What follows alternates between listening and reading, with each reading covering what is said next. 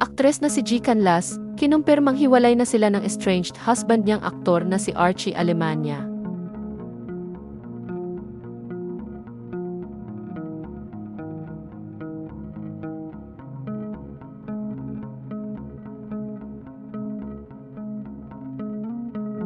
Naging bisita ang aktres na si G. Canlas sa programang Fast Talk with Boy Abunda nitong Martes, March 3, 2026. Doon ay kinumpirma niyang hiwalay na sila ng estranged husband niyang aktor na si Archie Alemania.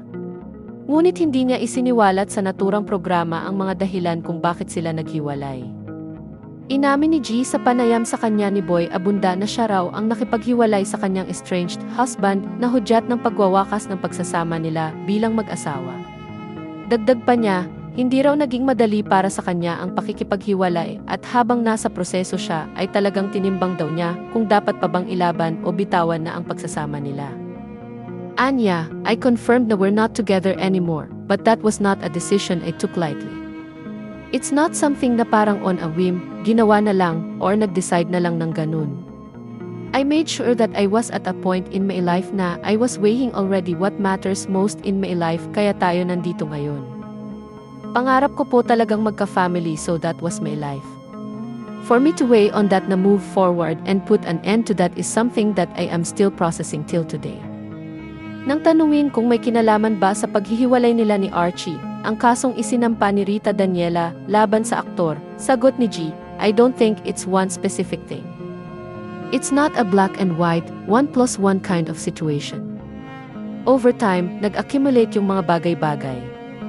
So, it's a lot of pieces that eventually caused the demise of our marriage. Kasunod nito ay tinanong ni Boy Abunda si G kung saan siya lumugar noong pinagpipistahan ng publiko ang kontrobersya sa pagitan ni Rita at Archie. Ayon sa kanya, noong mga panahong mainit na pinag-uusapan ang kaso laban sa aktor ay kinapitan daw niya ang kanyang pamilya. Anya, my family. I stayed, I really tried to fight to keep my family together cause at that time, nasabihan ako na, you have to be strong. So, ang nangyari was, I really didn't have time to absorb it right away. Ang sa akin is, okay, how do I save my family? How do I come through for my child?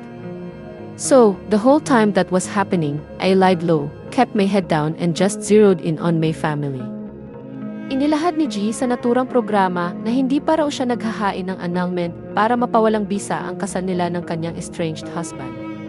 Paliwanag niya, hindi pa raw iyon ang kanyang priority sa dami ng iniisip niya, pero sa kabila ng lahat ng nangyayari ay ang anak nilang si Caleb ang first priority niya. Hindi napigilan ni G na maiyak ng tanungin kung may galit ba siyang nararamdaman kay Archie. Anya, I'm sad because hindi mo naman ito pinaplano. But I'm in the process right now of accepting what it is and yung galit, ano siya being human that you are. I would be fake if I tell you, no, Tito Boy. Di ako nakaramdam. But now, it's more of wala na . Sa ngayon ay wala pang pahayag, tugon, o reaksyon si Archie tungkol sa naging pahayag ni G sa programang Fast Talk with Boy Abunda.